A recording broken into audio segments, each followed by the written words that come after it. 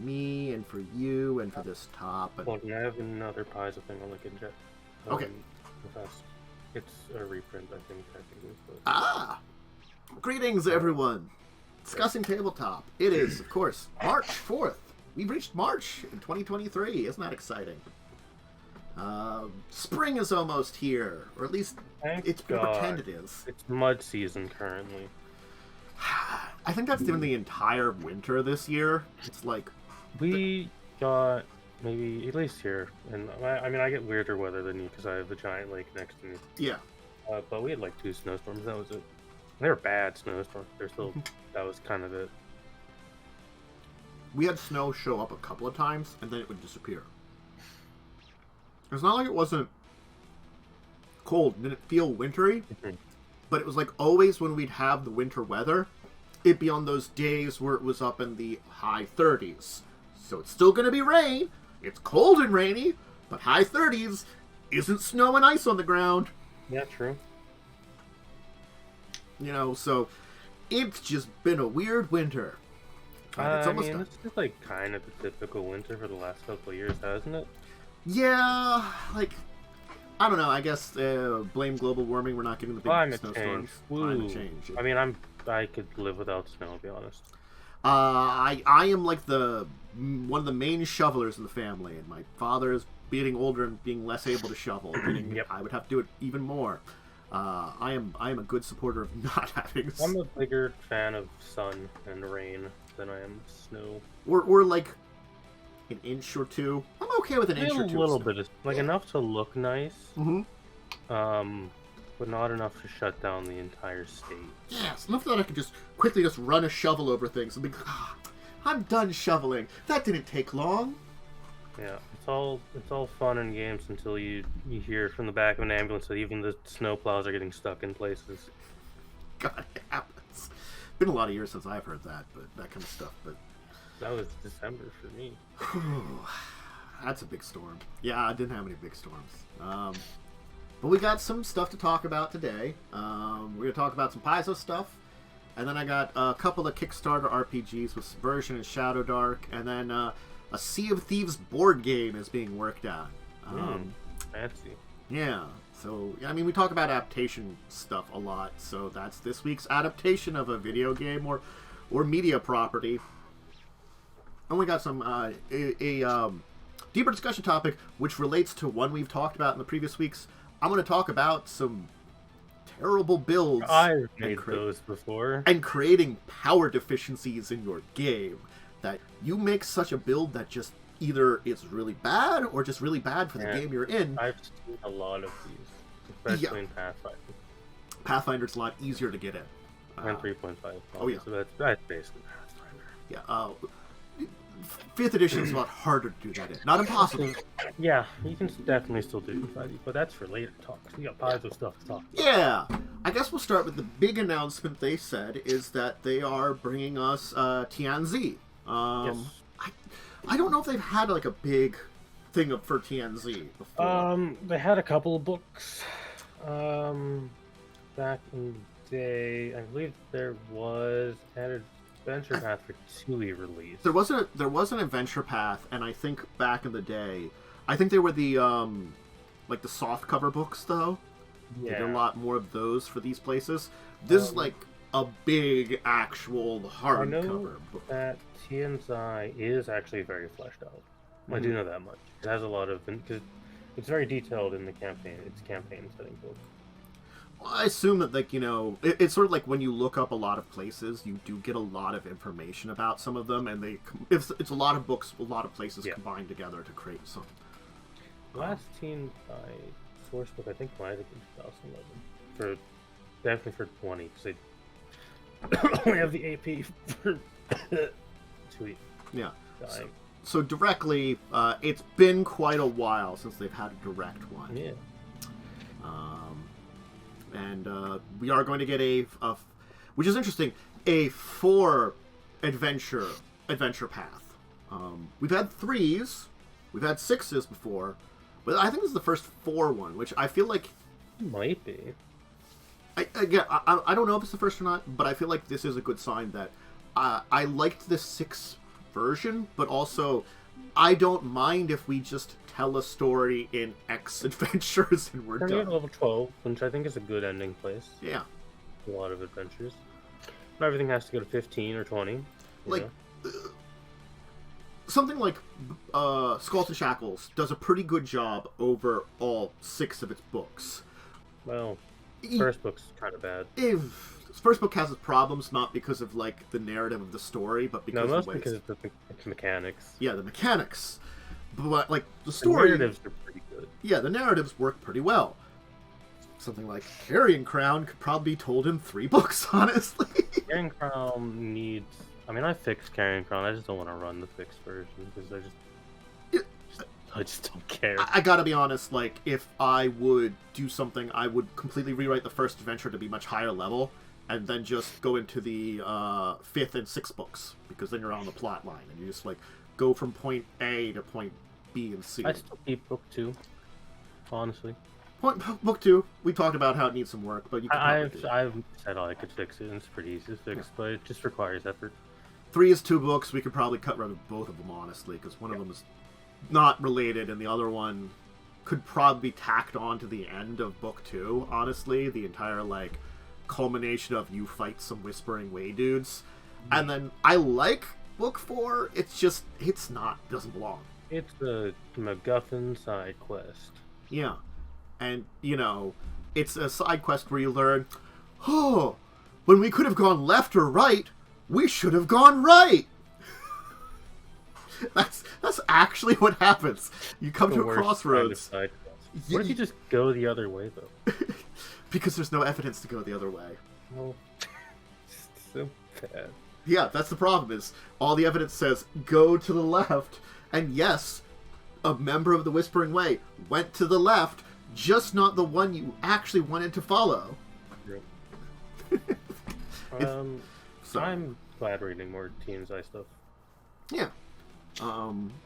We will be getting the Samsarans are back.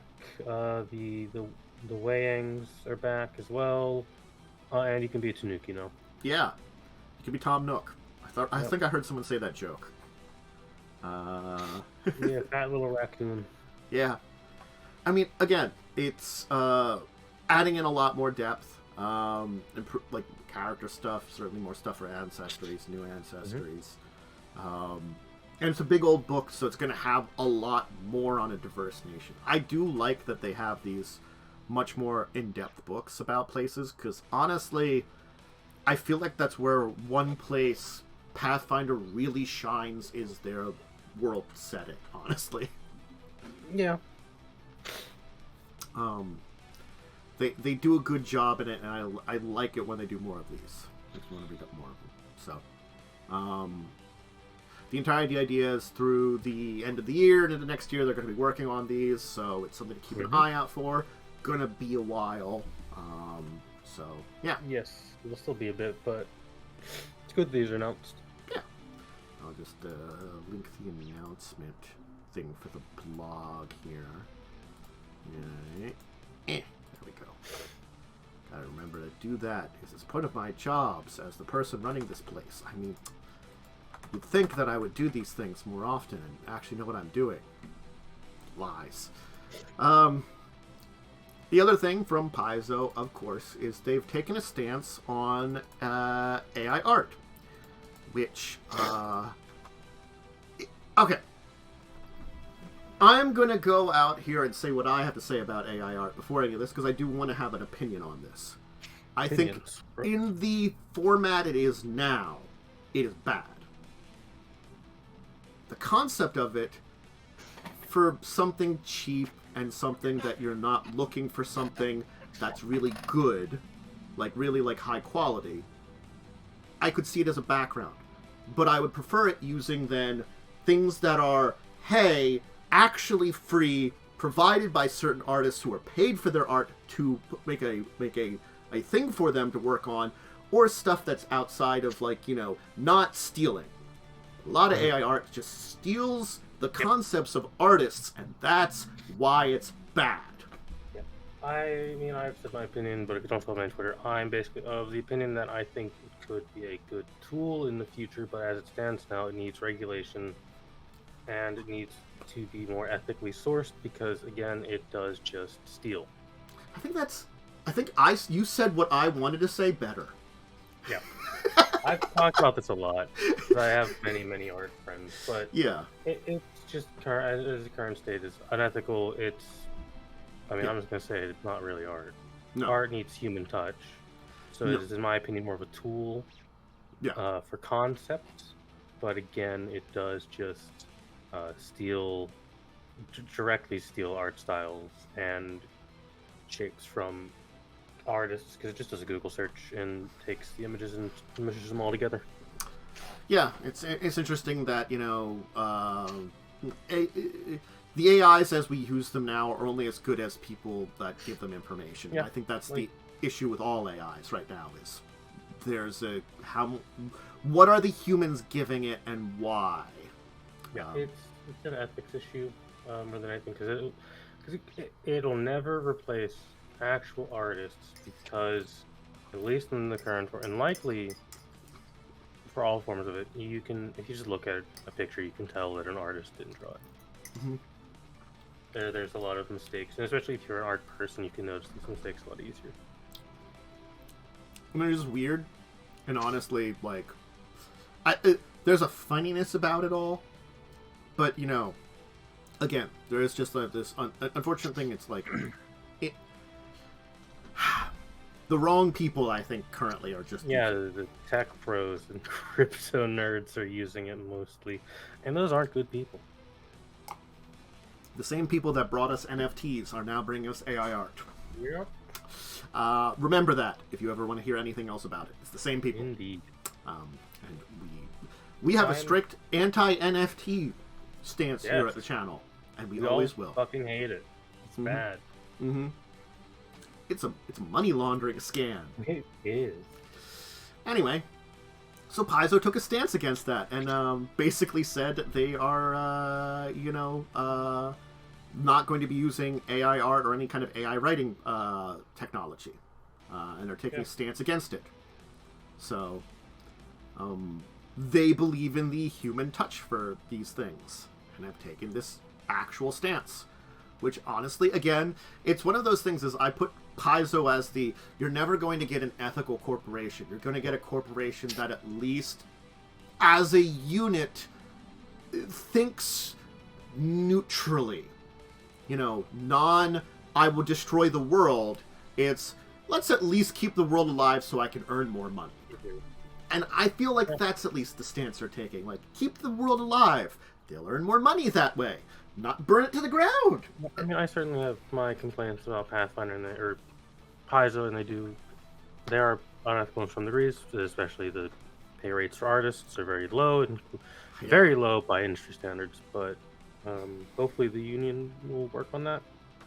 That stuff's still in talks, but we'll see in the future. But it's good that Paizo is banning AI-generated content from the community marketplace. Also good because there was a legal case not too long ago that says AI-generated content cannot be copywritten. I mean, copyright requires human authorship now. That's at least good. I mean, that also does come with a con. But I feel like that's a kind of catch-22, though. Would someone be able to argue then that since it's not copyrightable, then you couldn't? It wouldn't matter that you're using something that's copyright.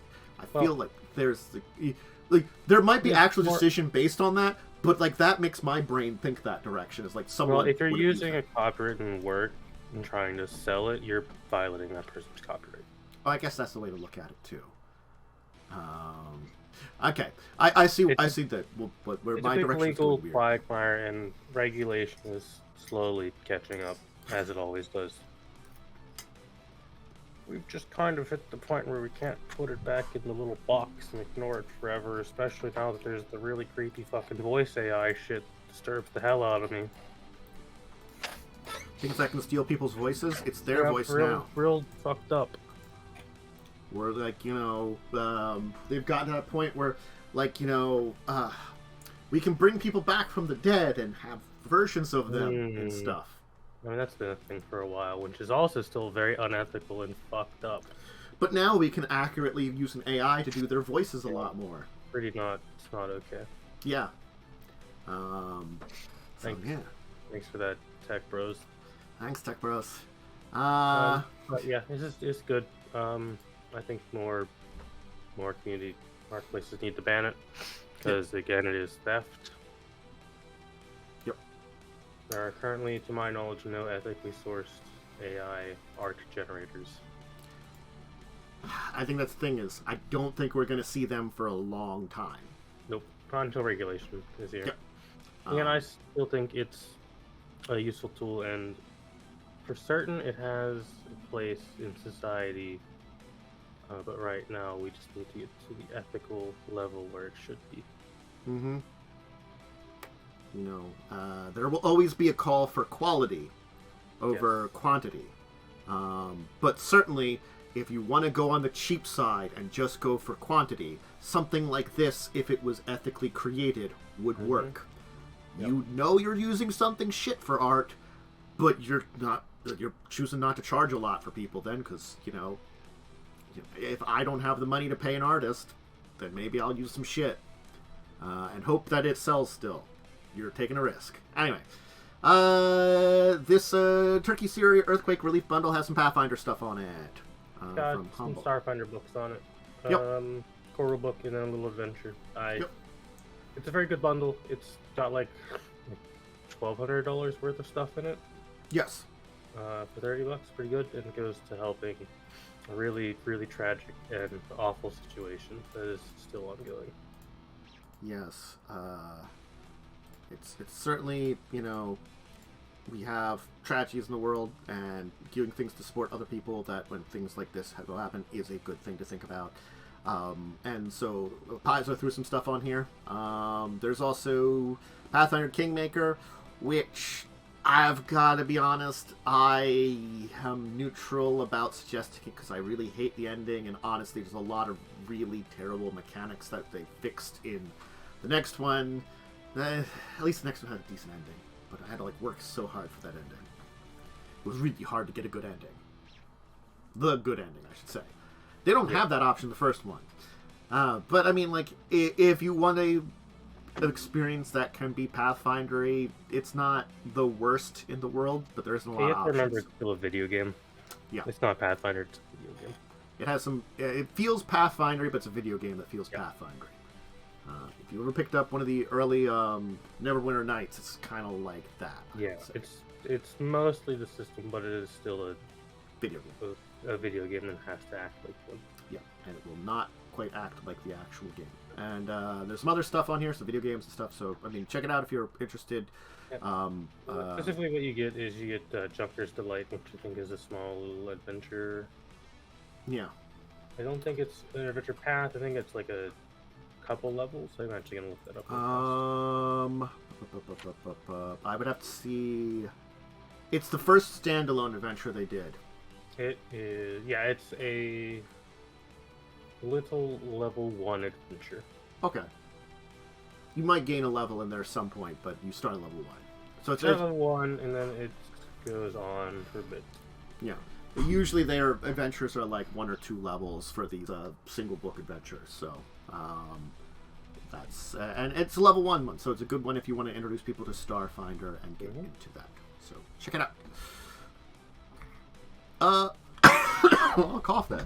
Let me drink some liquid. Let's talk about a couple Kickstarter RPGs. Well, I do have another. Oh, you got another Paizo. You did mention you had another Paizo thing. Yeah. Okay. So, it's a small thing, but if you remember the Pathfinder Unchained stuff when that came out, basically they're doing that for Starfinder now. It's gonna revamp some stuff and give you a little bit more options. They're officially adding Kitsune to Starfinder now. They were previously one you would just port over from Pathfinder. You're going to get some new versions of some classes. Witch Warper specifically is getting an overhaul to make it better. Okay. Every class getting new options. There's a bunch of new spells and stuff. It's basically, here's the core rulebook with some more stuff in it. It's the same thing with 1E back in the day. It'll be out in October. Okay, cool. So another thing to keep an eye out. As much as like I didn't mind the original Ranger and Rogue, they did do a lot to help them and make them better when they did the Unchained ones. I definitely like, if you're looking at having people, suggest taking a look at those and take a look at them yourself to see if you feel like they work pretty well as improvements. Also, making ship combat not garbage. Improving ship combat. They're giving a new option just to have. They're going to basically have a alleged. Well, what it says here is they're including a system for narrative ship combat instead of having to roll it out. That seems really nice.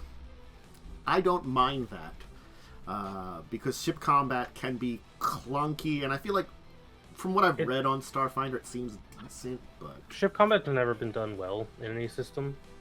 Yeah, decent's not well, you know. And again, having encountered Dark Matter's system and then reading up on Starfinders back in the day when we were doing that for we were doing grinding gears. I was like, wow, this is night and day, and this is a much more interesting system.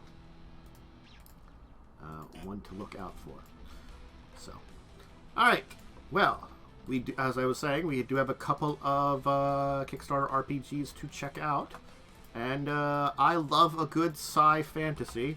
This one's cyberpunk fantasy, so I don't know if it's elf punk is the term.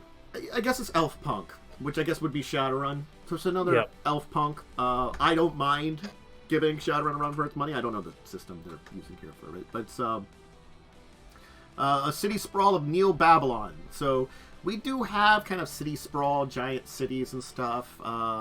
You know, you're playing, you know, the same kind of characters: rebels, punks, freedom fighters, subversives who fight against the status quo in a elf punk world. You know, magic, you know, fantasy races or species, and weird technology. And apparently Babylonian gods. So they are taking, like, it is supposed to be actually, I guess, Neo-Babylon in a way.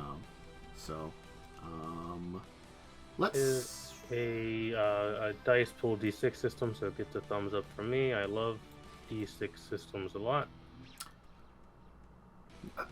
If they're doing a D6, they're really taking a shot at Shadowrun. D6 is a very good die to use for systems. Yeah, I mean, it's a pool-based D6 system, so they're definitely taking a shot at Shadowrun because that's also one. But I'm assuming that they have their own basic like rule sets for things, which is fine. But I can understand. I guess it's because Shadowrun 6th edition has been divisive. They might try to be using this, and they're creating this to try to capitalize a little bit on that divisiveness for 6th edition. They're like, hey, here's something different that still people would remember. I honestly say just stick with 5th edition, but if you don't like it, but anyway. I say 4th edition, but I've never played 5th edition. I think 5th edition is still a little easier to make a character, right? It's easier to make a character, and it's 99% or 90 to 95% of it's basically the same. I mean, I have a history with Shadowrun. Cough, cough, the 2-year-long game I was in. But I like it, and hell, I have my own fucking elf punk setting, right? Like, so more of this stuff is good because it's a very urban fantasy is something not particularly published a whole lot, and I would like to see more of it. Yeah, and honestly, like, things like this make me happy because again, I've always loved Shadowrun as a system a lot, so I like to see more of that kind of thing. It's an interesting elf punk has always been a very interesting setting. So and it's funded, so I mean, check it out yourself. Let me see, I think $25 gets you the PDF. Get you the PDF, $60 gets you the hardcover. Yep, hardcover and PDF at least too. So and some kind of you get a membership to Obsidian Portal, which I think is a world building website. I've heard of Obsidian Portal. I can't remember off the top of my head. It is a campaign, but it's basically a place where you can put all your campaign notes. Oh, okay.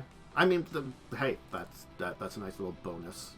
I've heard it's pretty good. I've never used it. So, hey, anyway, The other RPG I wanted to talk about is one that the tagline is really what sold me on talking about it a little bit. Fair enough.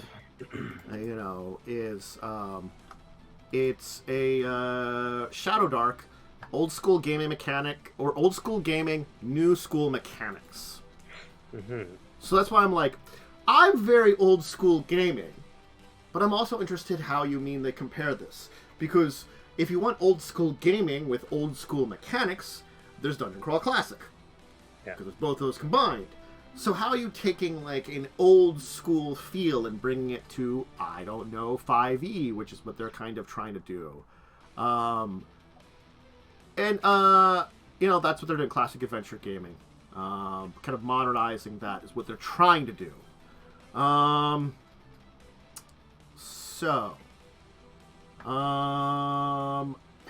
don't... I'm trying to, like, see where they're standing out with the information they're giving, is the thing. Okay, so they're doing, like, so it's classic as in, there's not a lot you do. You just roll. That's certainly classic. Yeah, 4 core classes, D20, treasure grants XP. No dark vision, alright. Roll to cast spells, simple distances, close, near, far, monster morale and reactions, always on initiative technically, the classic stats, 3d6 in order. There's a niche for this. I'm not in it, but there certainly is niche for this because it is funded at 600k. No skills, just ability checks, advantage, disadvantage, separate ancestry and class. Jeez. Low hit points. Simple encumbrance. So it's basically they really have just taken 5th edition and are like, what can we do to make this feel like, I don't know, 1st edition? And they just did that. Send this to Cell. I think this is a Cell thing. This does feel like a Cell thing. I mean, I guess it's a different way of playing it. Certainly, it would be a much more hardcore way of playing it, and would cut through some of like the protective sponginess of 5e. Protective sponginess is only there because DMs are cowards. Also true. But as like a system where like I ran Pathfinder. I nonchalantly murder people. It just happens. So when I got to 5e, I'm like, my nonchalantly is like, no one's going to die to my nonchalantly attitude. You know? It's like cowardice. You have to make examples out of your players. That's what Pathfinder's for. I mean, you can resurrect people, but then you have to choose to use those resources. Or I have to roll on a chart and give you a scroll of resurrection that you have a small chance of failing at, which would have been hilarious. Okay, I'll talk about this later, but I had a very dumb idea for our pirate game, but I can talk about that later. Hey. So anyway, they got a book about it, like probably with all the information. I'm assuming they have, with only a set number of classes and stuff, they did a redo of your fighter, priest, thief, and wizard, because those are. So. I mean, they're not quite going back to what was it? Fighter-Man, Magic Man, and Thief. One D1E classes. I couldn't remember because I remember the fight. It was fighter. It was fighter. It was cleric, fighter-man, magic user. Oh, it was cleric, fighter-man, magic user. Thief was not added till Greyhawk. But those are your three. It's an original D&D and the fighter. I like Fighter-Man. Fighter-Man. Fighter-Man and magic user. They're at least not going that far back. They're like, we're at least 2nd edition. Well, sort of. Yeah, they are at least 2nd edition, because there was no one named magic user in 2nd edition. Magic users still existed in the actual first edition, which was Advanced D&D. Everyone forgets exists. Yes. There was a first, a second, and Advanced was technically a 2.5. Yeah. That's it's why. original D&D, Advanced First Edition, and then Advanced Second Edition. Yeah. Which again, the first and second edition of Advanced were very close to each other with like updates. Very 3.5.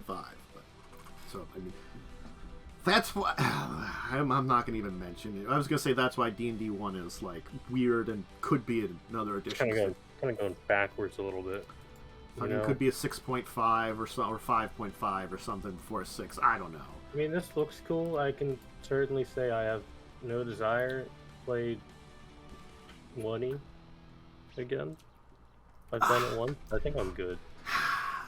The thing is, I do have some old like AD&D second edition AD&D adventures, which would be really cool to play. That they will like probably never update because they've changed the way things work.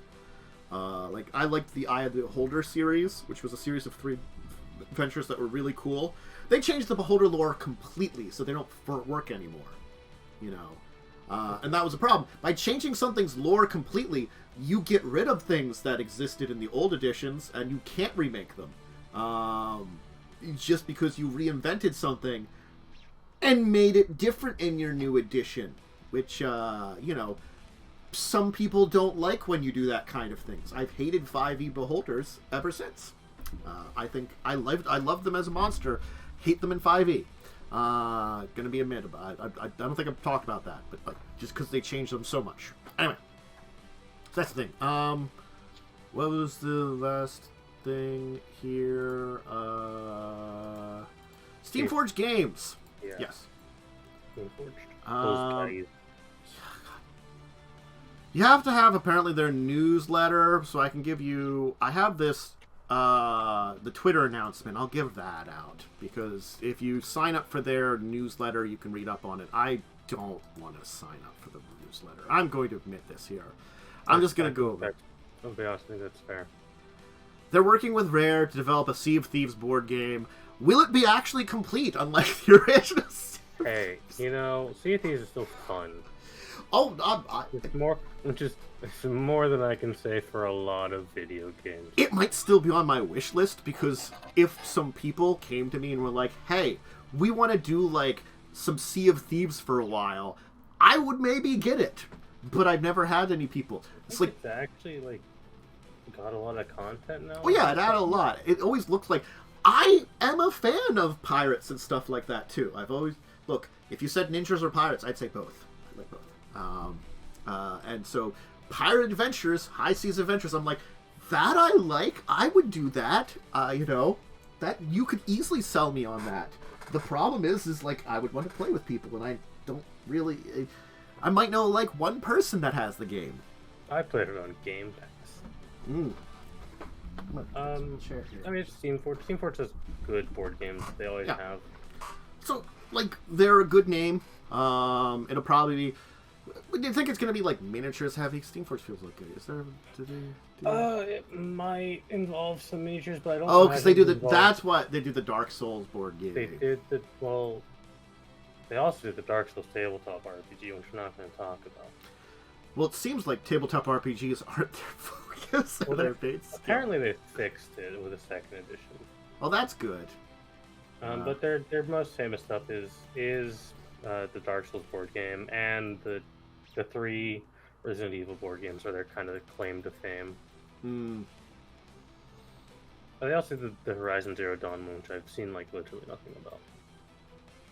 The Resident Evil board games, they're among my favorite board games because they're great.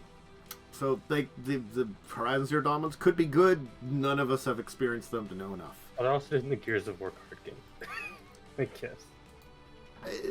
They do. That one still doesn't make. They do licensed stuff. I'll also throw out Steamforged's website here. Don't understand the Gears of War card game, but sure. Someone understands it and probably maybe plays that one should be a miniatures game, but you know, who am I to judge?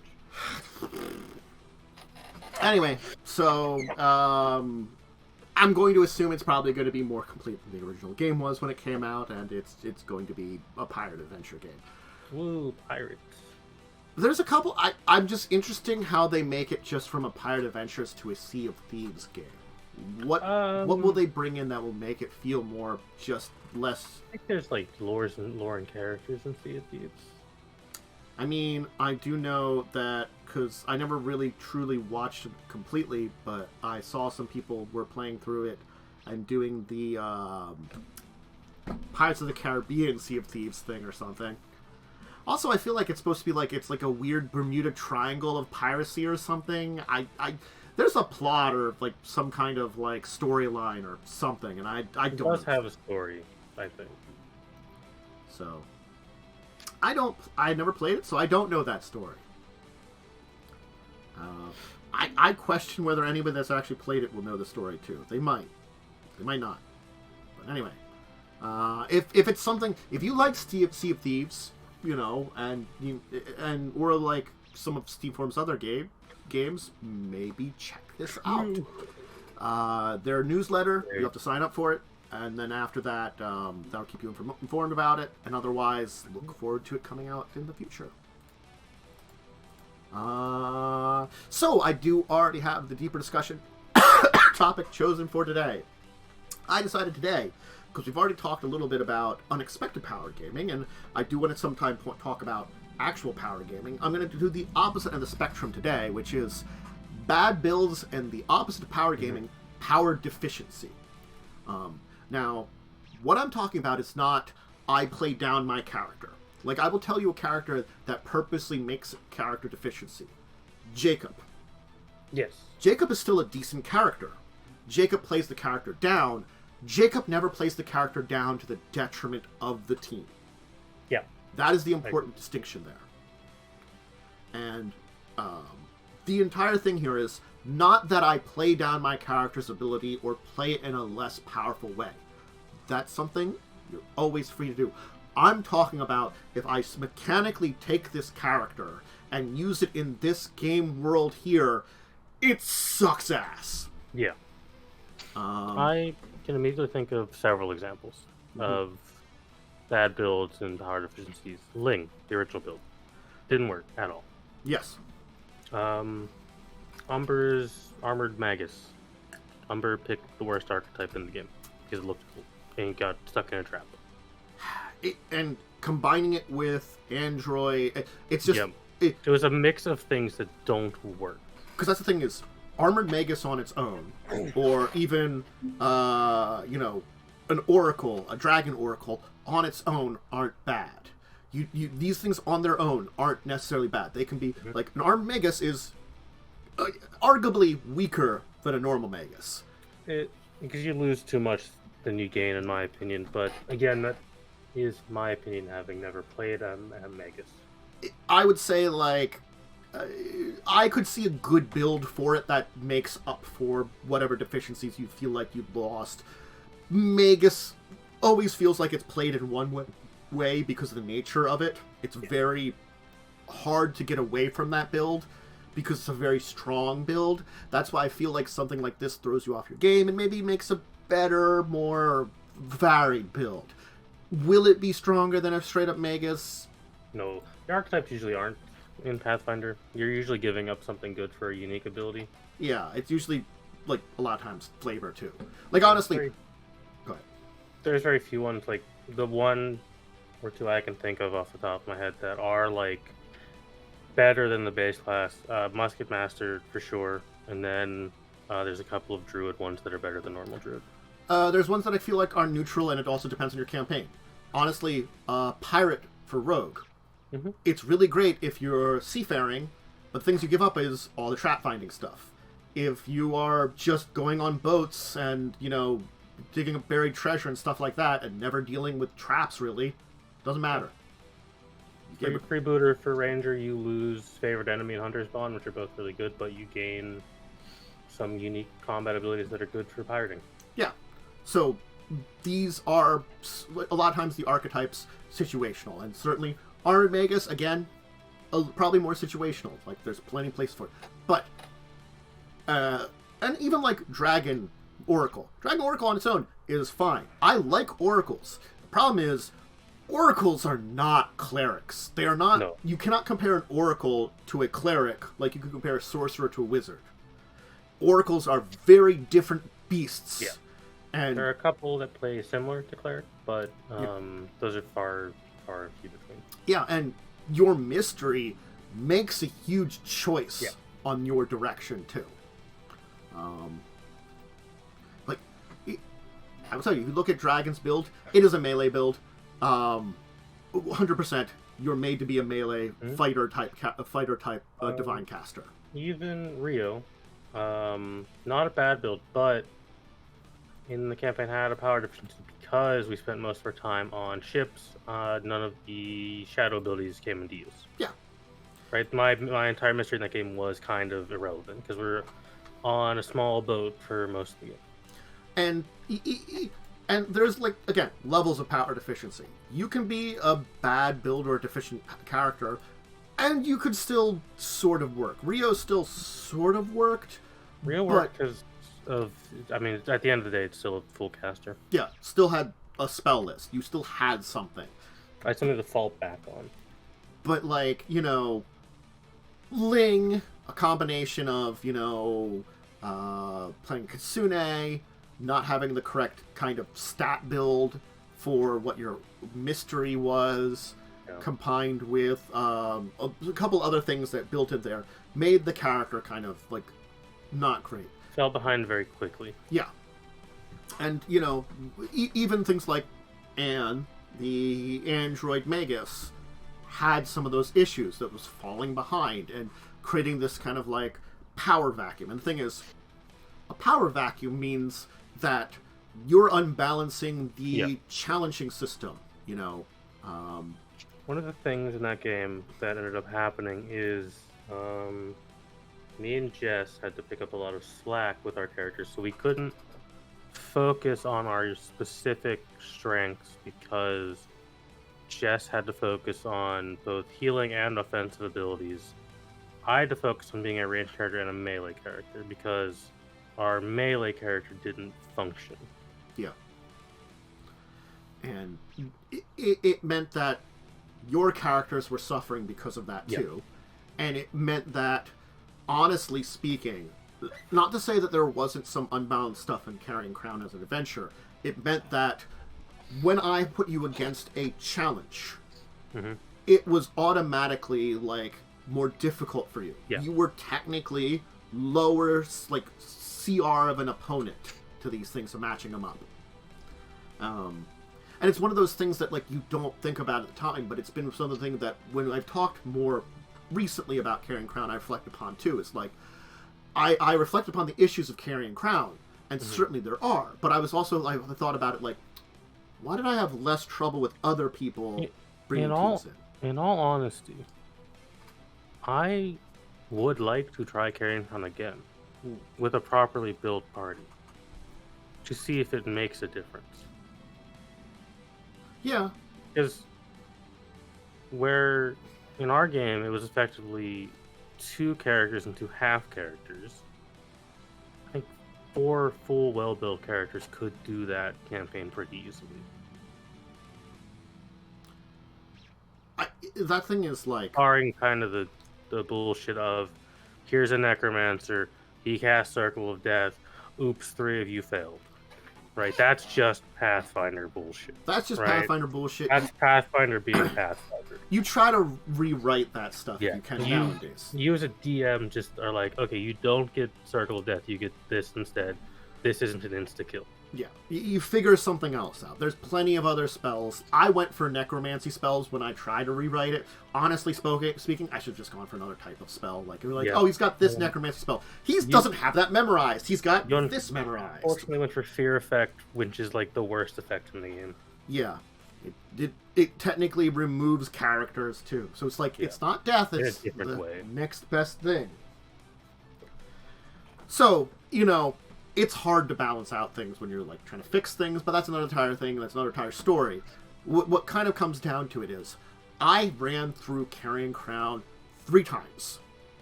This last one was my latest time.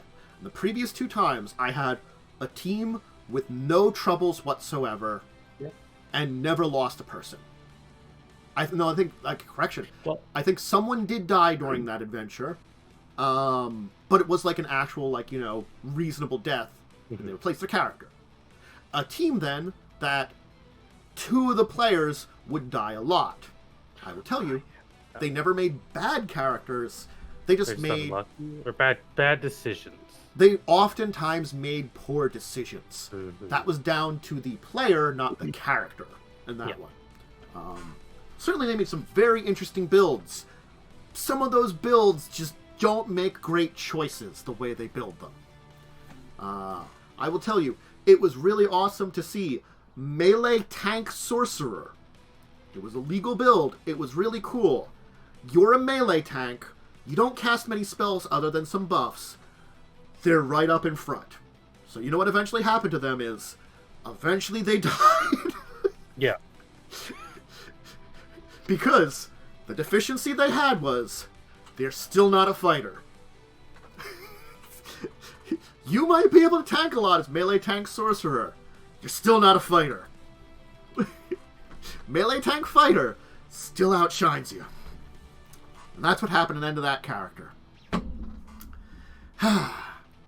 But, it's sort of like when we talked about you can run into powerful builds that you don't expect to be powerful. Yeah.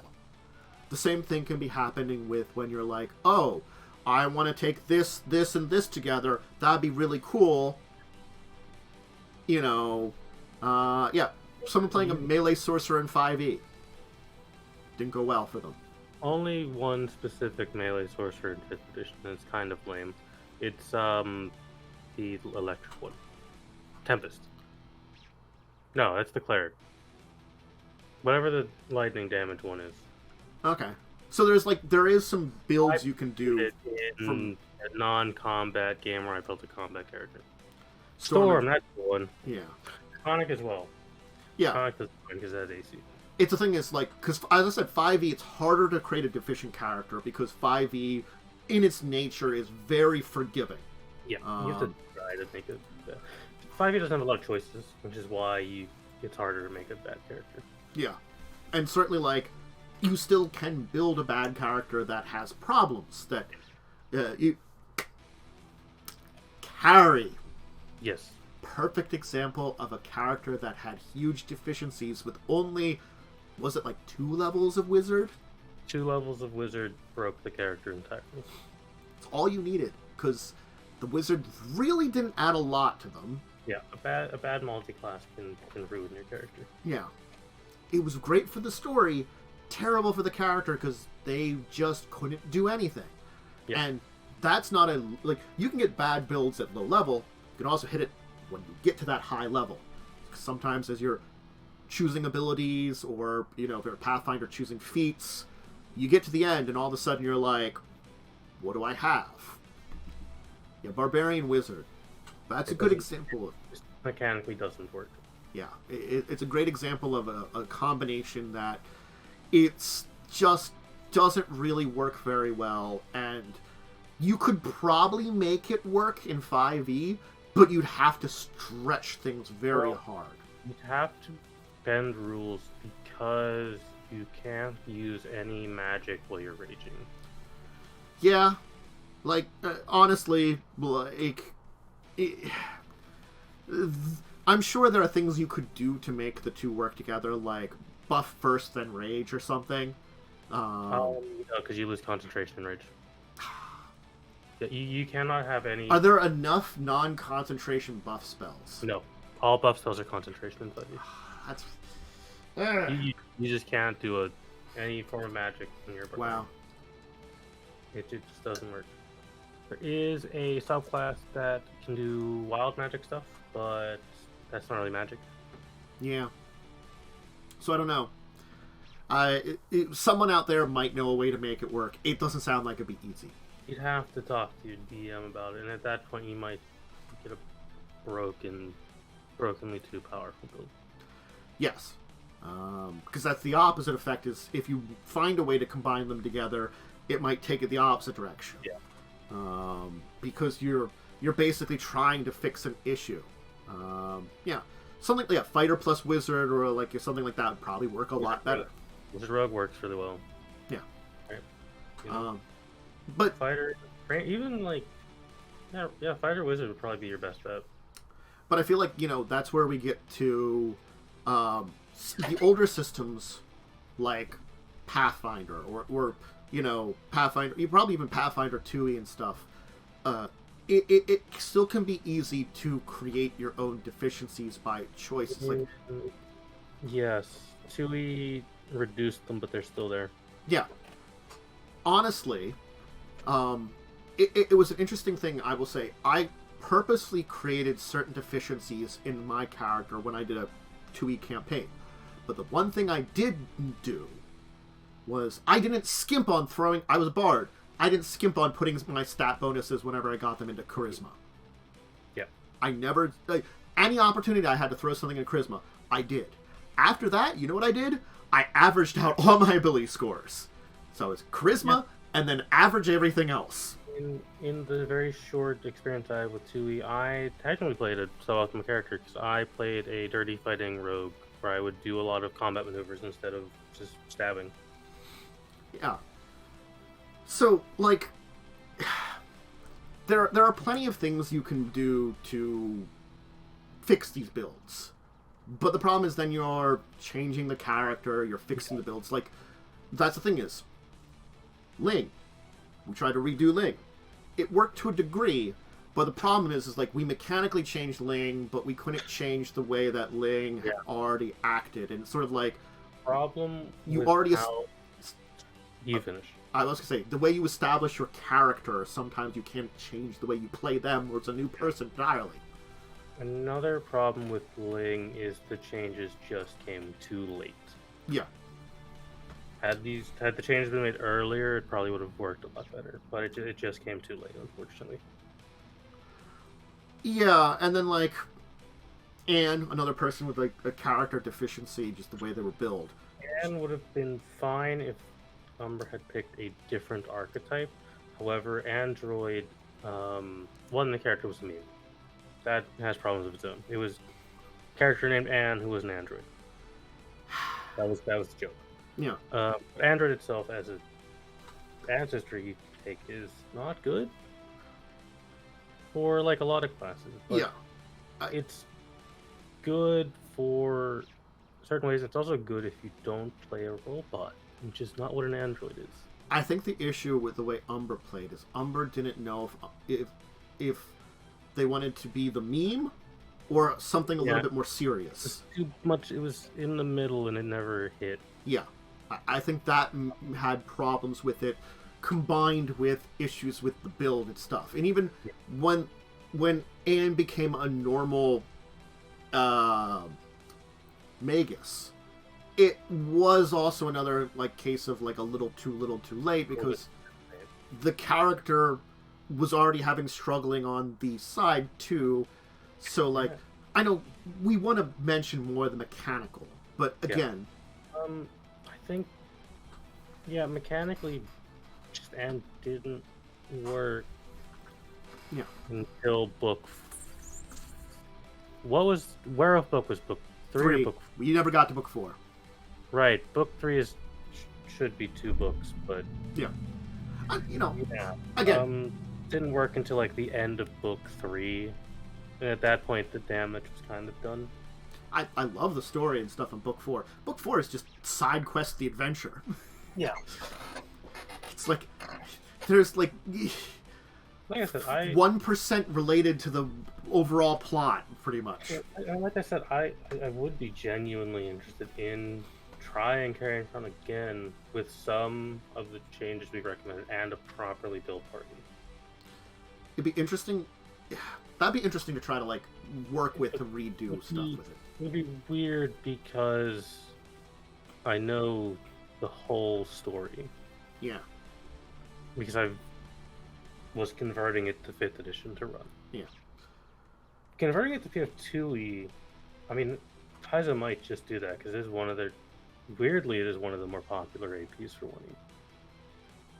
They could, and then honestly, there might be enough. They might have already converted it too, as well. There might be enough also for it that makes it pretty easy too, because honestly, a lot of like, I think these are the same. yeah, like, You just have to find replacement monsters and equipment. yeah. So, it's not an impossibility to do like a 2e version of it, which would probably fix some of the issues too, honestly. The monsters are a little less jerkish in 2e. Yeah, differences between the level differences mean more, but they also, like, when they're not big, mean less, I guess is the way to say it. You know, The averages of numbers. Having oops all plus ones matters a lot less because it's not a thing in 2e. yeah. The differences between your numbers and the levels of your opponents does make a difference, but it does mean that when you're still within your normal range of difficulties of 1 or 2 levels above you, you're going to not feel like you're outpowered in some ways, which sometimes in, honestly, certain groups for original Pathfinder can actually occur. Yeah. Like, I think, like, not to say that it was a bad build, because it wasn't, but it was something that, like, was a hard build to work with. Nat, because Nat needed a lot of levels to get to where they were great. The thing is, Nat's build is actually, like, functionally amazing. Yeah. Like, getting to it is hard. Yeah. This is another thing that can happen with the character, is you have a really great build and you know you build to it, but you have to kind of suffer through being weaker or having more problems than a lot of people. In a lot of other campaigns, Nat would have shined a lot. But in Skulls and Shackles, one of the big problems early game is the first dungeon is water combat, which shuts down both aspects of Nat's build. Guns and magic don't really work underwater. Yeah. And, you know, I think that's the disadvantage that, you know, gunslingers are cool. They have huge disadvantages in a lot of circumstances. A lot of they can get shut down very easily until higher level. Yeah. I think in any other campaign, that would be actually amazing. And again, that also comes back to this, is sometimes it's not just I make something that doesn't work in general. It could be I make something that doesn't work in this situation. The problem Rio had is Rio just didn't work in that campaign. Yeah. And you can have an idea of what the campaign is, and even when you make the build, you don't necessarily know how it will react to what is in the adventure. When we were talking about Skulls and Shackles, and, like, we didn't delve deep into what to expect, but, like, the general idea was pirates doing pirating, which I'm like, okay. Pirates, like, you know, go off their boats sometimes and, you know, raid towns and shit. So I'm like, okay, stealth stuff makes sense. What I wasn't expecting was water cave, deeply indoor ruin, lots of invisible creatures.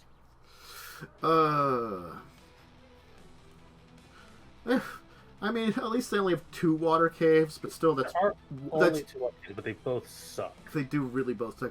The first one, at least you're wading through water. The second one is really bad. The second one is terrible. Well, yeah, the second one is really bad.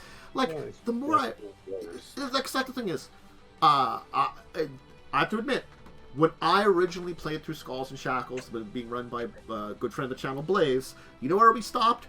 Right in front of the second water cave. Yeah, that water cave is shit. So I never. Apparently there's a third water cave, but it's tiny. There are a couple, like, small watery.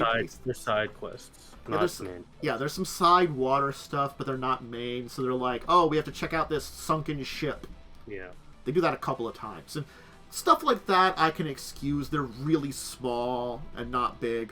I mean, like, even, like, as horrible as it went and funny as it went, even, like, underwater aboleth in a ship was pretty terrible. But, like, you know, that was less it was underwater and more it's a fucking aboleth. Yeah. You know, so that's less the underwater part of it, the more what you're fighting.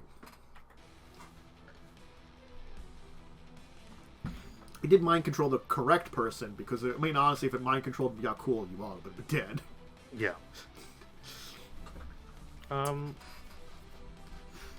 Yeah, I'm thinking, like... I think, as well, in all honesty, Yakul is a slightly deficient build. Yeah. Because Yakul is not a full fighter. Yakul is not getting much, in all honesty, not getting much from the Barbarian level. I think the thing is, at least in Pathfinder, a dip into something like Barbarian isn't terrible. It's a slight deficiency, but it's not detrimental. Yeah, because you still get the full base attack bonus, still get all the feats you would take. Some of the fighter stuff probably would have been pretty good there, and the bonuses from the Rage are not bad. Bonuses get better if you're higher level, is the main issue. So, it's like one of those things is like, you kind of have to weigh things like that sometimes when you make choices for your characters, how good it is. And I think, like, that's sometimes a difficult thing to do, especially on a very you build upon it system like Pathfinder. I was going to give a good example of a character that was really deficient, but not deficient overall for the game, but not overall for, like, let's say, combat. Shadowrun. I knew someone that made a straight-up Shadowrun character. The thing is that they didn't do was, they took 0 negotiation, computer skills, or driving skills. They were street samurai with all weapon skills and all their abilities. Now, that, you may say, well, what's wrong with that? Shadowrun is a system which I heavily tell everyone I'm talking to, because it's one of those things that's very hard to notice. It's the kind of system that you don't want to just specialize. Yeah. Because there are times where you might need to make a computer search, and just having a level of data search, meaning you know a little bit of Google Foo, means that you can look something up while your hacker person is busy doing something else important for the job and cannot be interrupted with it, because that's time consuming and you only have so much time for things. Or, hey, though the fact is you're working together as a team, you as a character, what did you do before you were in this team? How did you negotiate with the person giving you your jobs?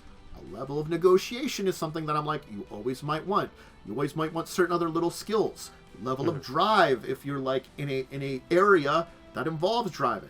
If you're taking public transportation all the time, that's not great, you know? Maybe you are getting rides from people, but having familiarity in this kind of thing, you know,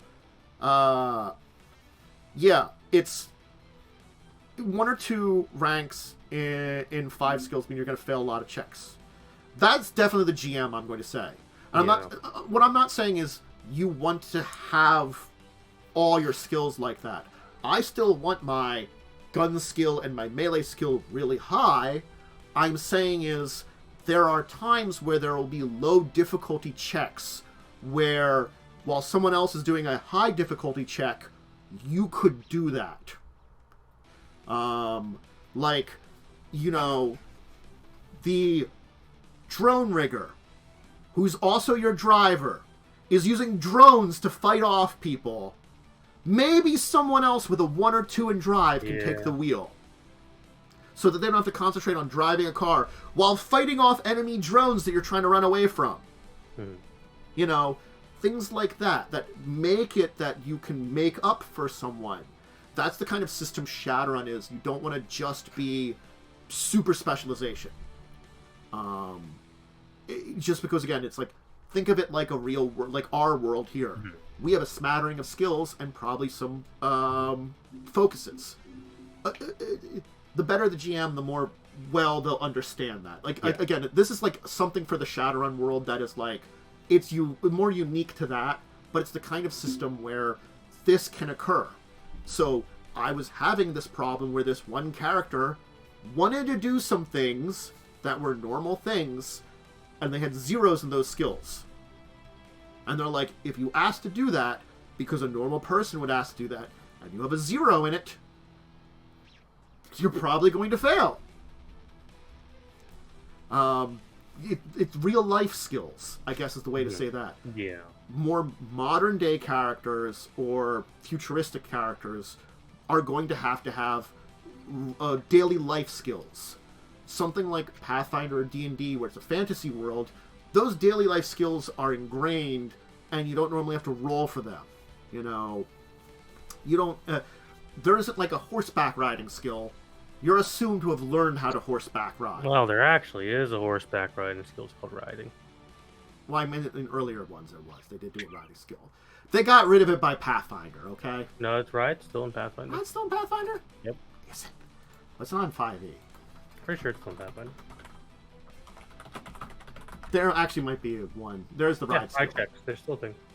Yeah, I forgot that ride thing was These still. are pretty low, but I think by 2nd edition Pathfinder and stuff, they got rid of that then. I like that technically you do have to roll to stay in the saddle, which is hilarious. Yeah, DC 5. DC 5. Yeah. Ride is only for combat horse riding. Yeah, and the stay in the saddle is only like when if you're in combat or running away. Like when your mount rears or bolts unexpectedly, or when you take damage. I've always ridden a horse. It is very hard to stay on a horse that is going at full speed. Yeah, but it's sort of like if you're not taking a horse into combat, not even that it's with DC 0 checks. That's even a thing with Pathfinder with ride. Yeah, there's a ride skill, but I'm just riding it between towns, it's DC 0, and you're assumed to have that basic knowledge. You're not trained to go into battle with that horse. You know, you don't know how to, like, if your horse rears up, there's a good chance you might, it's DC 5, so you definitely has a really good chance of staying there, but you might fall off. You're not super trained. Yeah. And, horses are just land vehicle proficiency. Does that actually count as land vehicle proficiency? Yes, horses are covered under land vehicles. That is such a weird thing. It's weird, but they're mechanically covered under it. But, I do assume, there's just... Or animal handling. Yeah. But animal handling is more like befriending an animal. Yeah. It's just that there's, less actual checks related to these things. So what I'm saying, we don't have the same thing of, and again, in Shadowrun, you're probably not going to have trouble driving a car. Mm-hmm. You're going to know the basics of it. Driving a car in combat, being chased is another thing. Having a 0 but you know about it is different from having a 0 and you don't know about it. And certainly, yes, you might know some basics of these things, but driving a sedan through traffic and going to the library is much different than I'm, driving to go to this mission to break into the place and then make my getaway. You're probably going to pick up more skills related to making your getaway, I'm going to be honest. So you might want to reflect that in your character, that you didn't always work with the rest of this team. What did you do when you were on your own? Or have you had just problems with your life up until now? So I'm not saying, I'm just saying, have a few skills spread out, just that makes sense, living skills. Mm-hmm. And that works for a lot of modern games, like Vampire, where you could have been from the medieval age and not learned any of the shit. You can excuse it, Yeah. That's one thing. But, if I was talking Hunter, I would say, have a few skills that reflect your, life in a goddamn modern world. Because you're from that time. Mm-hmm. Anyway, I probably interrupted you at some point in time. So, no, it's fine, I got too passionate. I mean, I'm technically playing a character that is mechanically deficient, but because of the campaign works. Yeah. Misty shouldn't work at all, but because of the campaign, Misty works. Yeah. Right.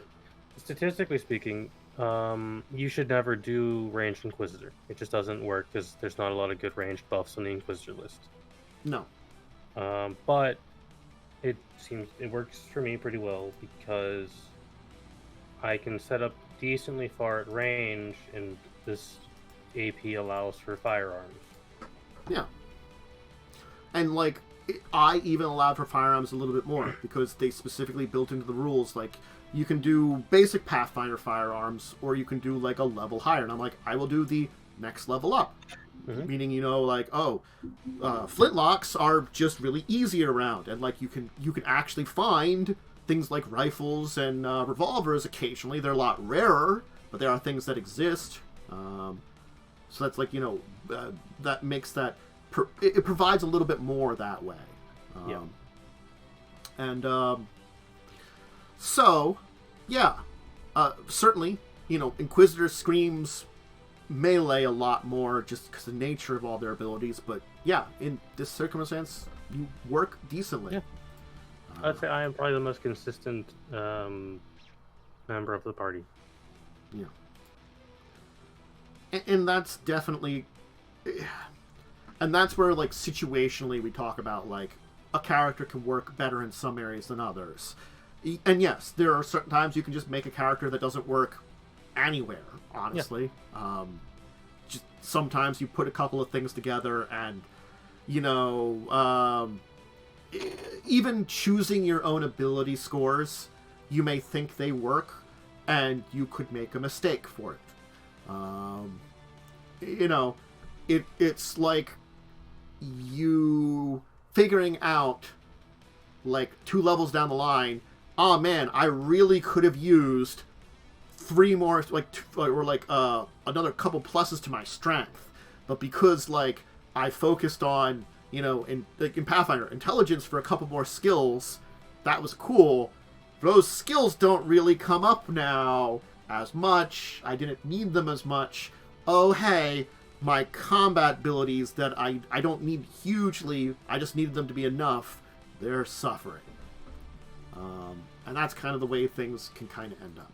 So there's lots of deficiencies you can make into your characters, into your builds. And as I started at the beginning with, you can choose to be more deficient in the way you either play or the things you choose. Again, I'll use that bard I made for Pathfinder 2nd Edition as an example, with very average statistics of everything except for my charisma, and I often took, honestly, the silliest spells possible. If it was kind of hilarious and weird, but you know what it did? It oftentimes worked. Because, like, I took, hey, I can make up to 6 knowledge checks with 1 action as a spell. Okay, not really useful. Except maybe I can make 6 knowledge checks and try to identify, the monsters I'm fighting and things that are going on around us, and I can provide information for my team. Or my favorite, the Final Destination spell, which I took at the end there, where, like, in 4 turns, someone takes, like, 50 damage, which was hilarious. But you have to last 4 turns, you know? It's like, that stuff, you know, it seems like it shouldn't work very well, and honestly speaking, it's not great stuff to choose. But it doesn't mean it doesn't work. Especially depends on how you play it. You can make these choices and then use those choices in smart ways that make sure your choices that might be silly or more defunct aren't dragging down the team.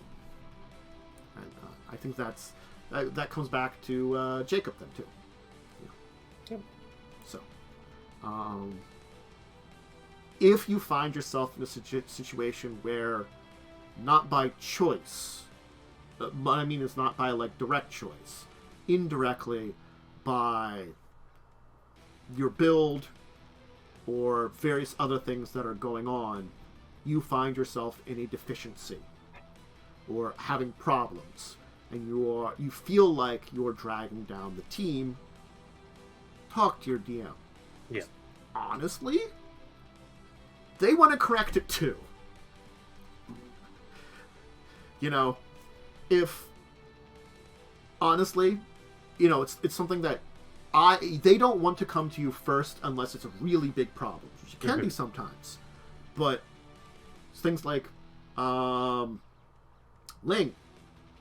and Anne, they were never big enough a problem, at least when I was looking at the time, for me directly to come to either of those people and be like, hey, can you change your characters? I reflect now that I would I should have said something earlier. But the thing is, that's hindsight. That's after the fact, when you think more about what's going on. That I could have been hey, why don't we do some things to improve your character? It seems like you're having some trouble or something. You don't always recognize that at the time. So that's why if you begin to feel like you're having some problems, talk to your GM, and they might be like, oh, hey, I have been noticing some issues. Let's talk about ways we can fix this. So they will be willing to fix it if they sense something. Us DMs, we want your character to work. Yeah. And makes things easier for us if it does. Yeah. Sometimes that requires a character change. Sometimes it doesn't. Sometimes you never know what it is. It has to come up to fix it. But talk about it, and you can see. We had a week in gaming, didn't we? Did have a week in gaming. Yeah. You do something on a Sunday? Sunday, we had our game on Sunday. We went and talked to my cool mother, who is a dragon. Mm-hmm. In hindsight, makes sense, as I am also playing a dragon. Yeah. Hung out for there, had some chatting, and then we went and killed a bunch of abnormally sized crabs on the beach, which sounds oddly familiar. But someone almost got pinched to death by crabs, which is hilarious. And it turns out, two characters real bad at combat. One of the crabs did cast some spells. It was weird. But the artificer currently has a +1 to hit with a melee weapon because they have no strength. Mm-hmm. At level 3 they'll be better, I guess. Maybe I hate artificer. I will respond to lightning there. As someone that has played both clerics and oracles in Pathfinder 1e, I have discovered the secret is build towards melee, plan B to be support until you're 5th level. Yeah. Just be a basic support Healy cleric until you hit your 5th level. When you start getting actual melee spells, then you can... and that's a great thing about at least clerics, you can re-specialize. Mm-hmm. Oracle is a little more tough because you can't change too many spells. Yeah. So, honestly, they're, if you're playing something like a dragon, you're probably going to have to, invest a bunch of stats into strength or something. Yeah, that -2 hurt you a lot. Yeah. Yep. Perhaps playing something with a bonus to strength would have been a great idea. Well, if you were going to do you can make a melee kitsune pretty easily. However, it requires 2 feats, one of which you do get for free. But it will require you to take Slash and Grace at some point, so you can add your Dexterity to damage instead. Yeah, they need to go Dex. I feel like the dragon abilities could be Dex, but they're not super Dexy. They're not Dexterity. They should. That's just a simple change. I mean, the natural attacks can be Dex because you can finesse natural attacks. Have their own set of problems and rules. They do. But that's trying to fix a build on top of a build on top of a build kind of thing. There are levels to that entire thing that had issues with Ling that drew Ling. Definitely. Ling would have been better at a different class. Yeah, the sorcerer that's always suggested would have worked. Ling the character would have made a really good sorcerer. Yeah.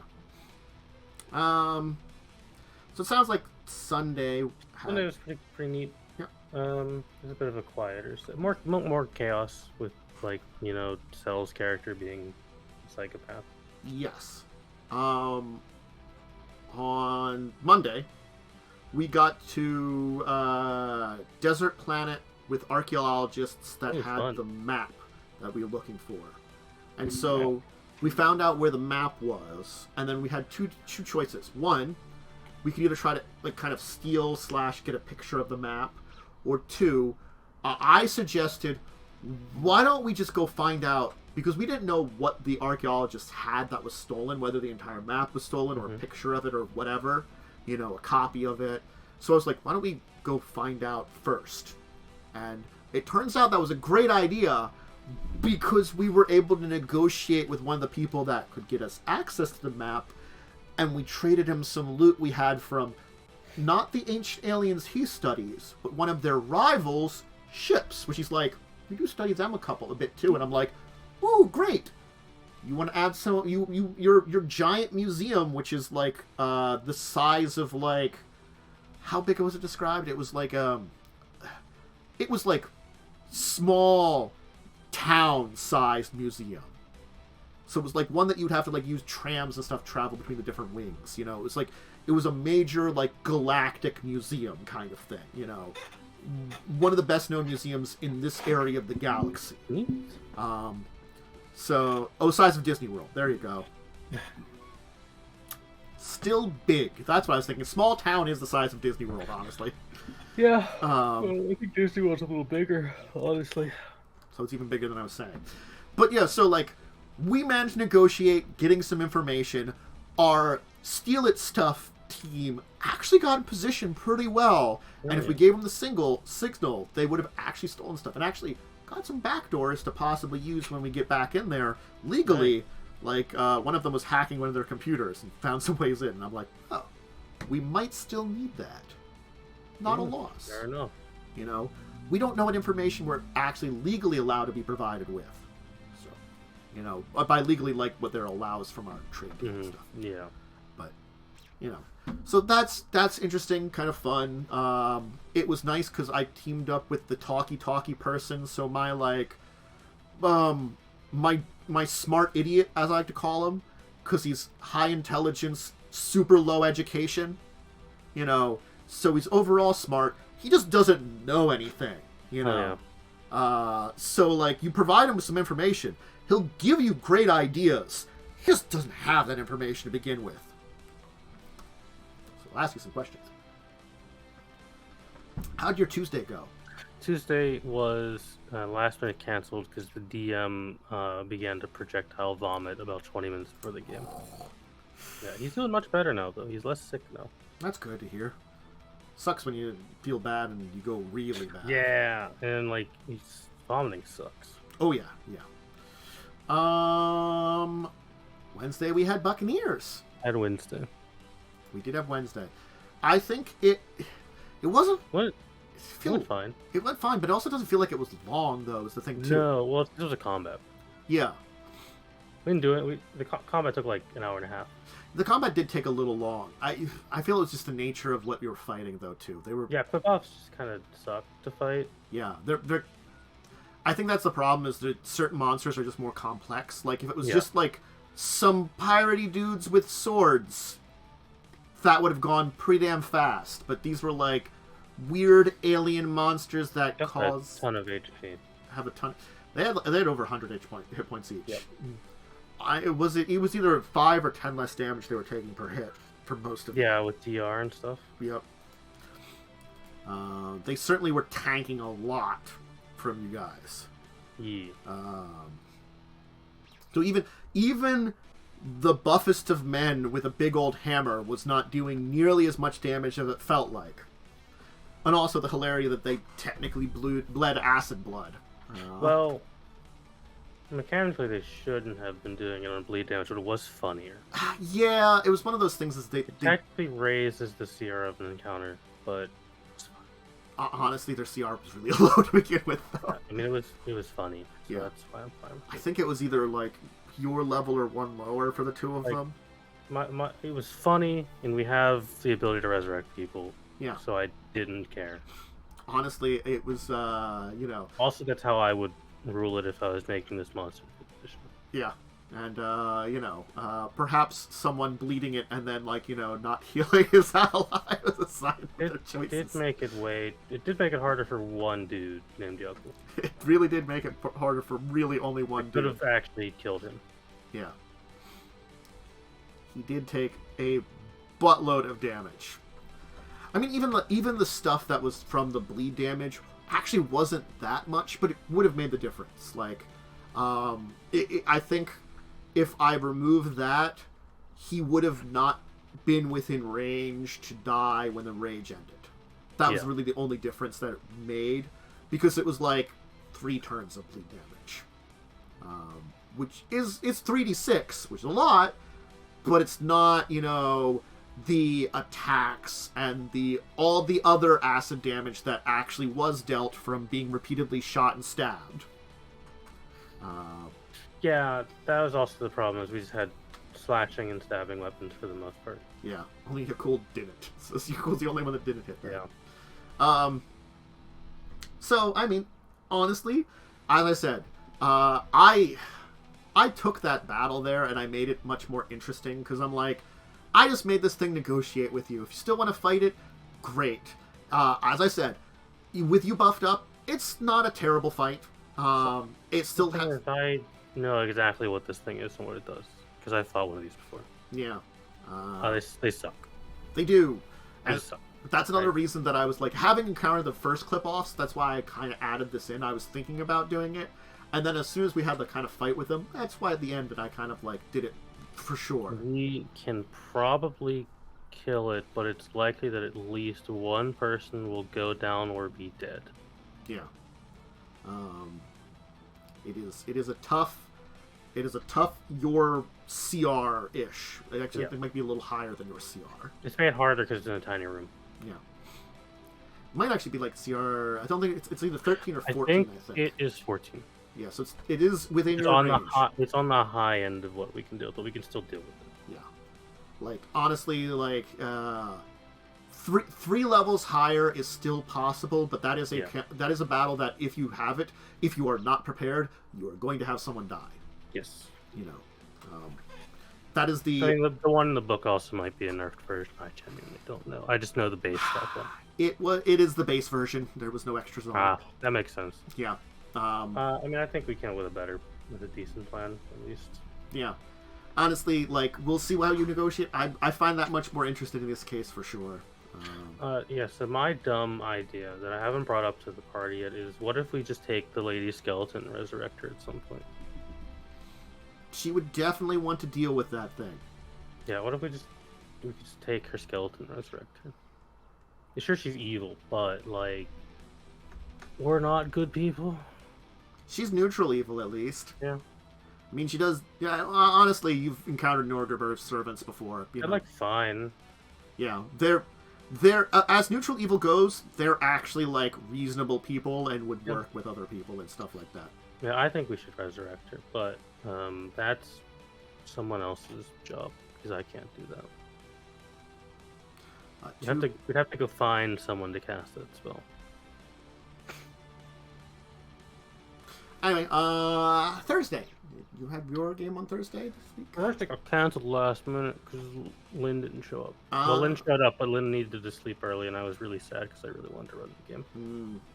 Because it's a point where I'm like I want to run the area they're at, 'cause it's a cool big church. Yeah, Lynn was bothering me after I was mentioning you people about doing something, because you were doing something for a bit there, and then I was like, I got busy though. Yeah, you did. You know, my parents asked me for some help, but by the time I came back, you'd all left, and I was like, oh, next session. Well, next time we play, we'll hopefully actually play, and they'll go into this big church and then continue their quest. We're getting to the point where they're gonna have to make a decision on things. How about Friday? Friday we did have. We finished the game. Ooh. We fought the bad dude and kicked his ass. Nice. He died horrifically. Two people went and retired on a capybara farm. That's canon. Okay. And then my character in Lightning's Hair just fucking left the continent because the continent sucks. The last session was fun. I think game suffered heavily from many missed sessions. Yeah. And also, our actions didn't mean anything. So, Lightning and I were chatting about that. Our lighting didn't we didn't really do anything of note, and the villain technically won because we didn't give a shit about what he was doing. It's like his villainous thing was actually like honestly a good thing for the continent. Getting rid of the pretty bad religious orders was actually a good thing. So we're just like, we don't really care. We're just gonna kill you. We're gonna let the plan happen, and then we're gonna kill you for petty revenge and leave. Yeah, it's like they had good justification, but they did it in a terrible way, in probably not the best way. It's gonna cause a big war, but when every NPC you meet is so passive aggressive, it is hard to care about the world. Man, there's a time and a place for passive-aggressive NPCs. Every NPC was just Cell. Just Cell's level of sassiness. Jeez. Kind of. It wasn't easy to like anyone. Well, that game ended. It had an ending, which was good. Yeah. I always say, like, even if a game at least has a ending that you feel okay with, then it's good. Ending fight was satisfactory. That's good. And that's about what I can say. The ending fight was pretty cool. Well, it was a standard level 6 fight, but it felt good and there was no bullshit in it. Yeah, you had a pretty standard ending, and as your resolution felt like it was a resolution at least. Yeah, we grew as people, maybe. Maybe. One person became a capybara farmer. Which in about 300 years will become an invasive species on a different continent. Goddamn capybara. Plague to many an alchemist. Eats all their freaking weed. They get really, really high. Eats all their drugs. It gets really high. I think Cell talked about running a short 2E game, which I think that'll be fun. Eventually. I think he's busy with school right now. Oh, I assume. Because this is like busy. I haven't been in school in a long time, but this is like probably busy school time. Oh, it's like March. Is March a busy school time? It's always busy school time. I'm sorry. It was. I haven't been in school for like at this point almost 10 years. All I remember was as soon as you got past the first month, it was busy until the end.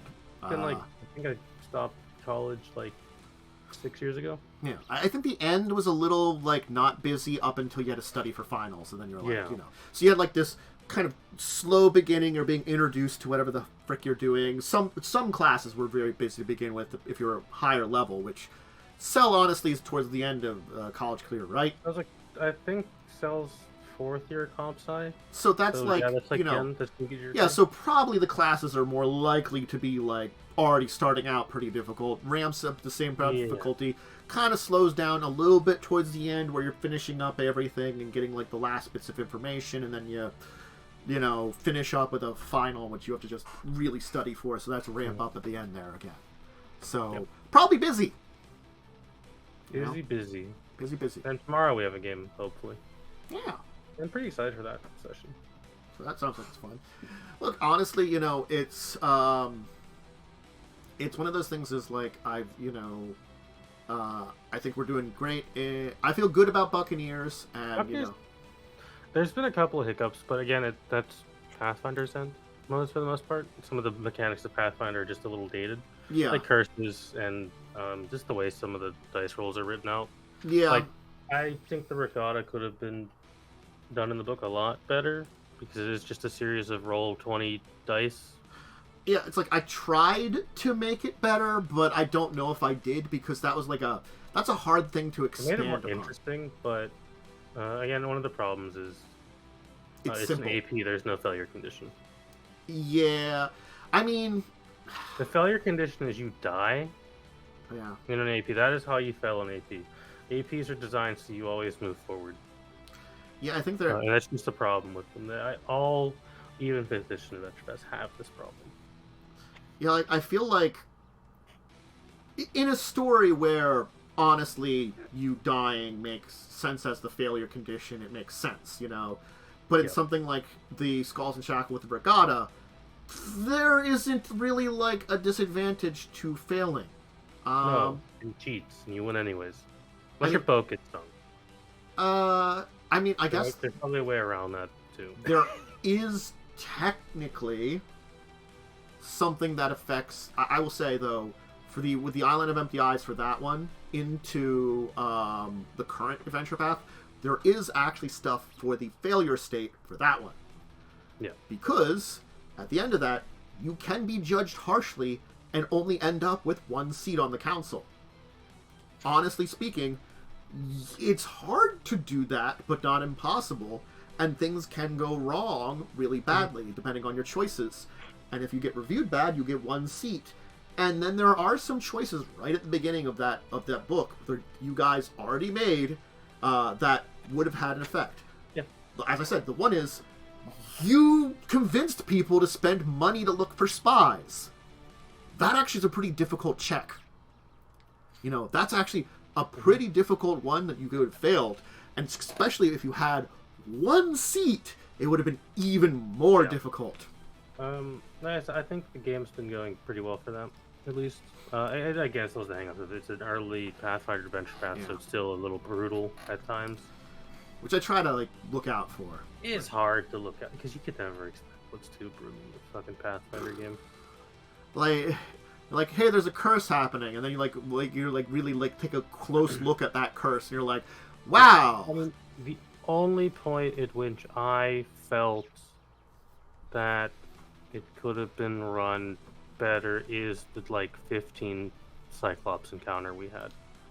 That should have been 3 encounters, but that's just that was hard to break up. Too much.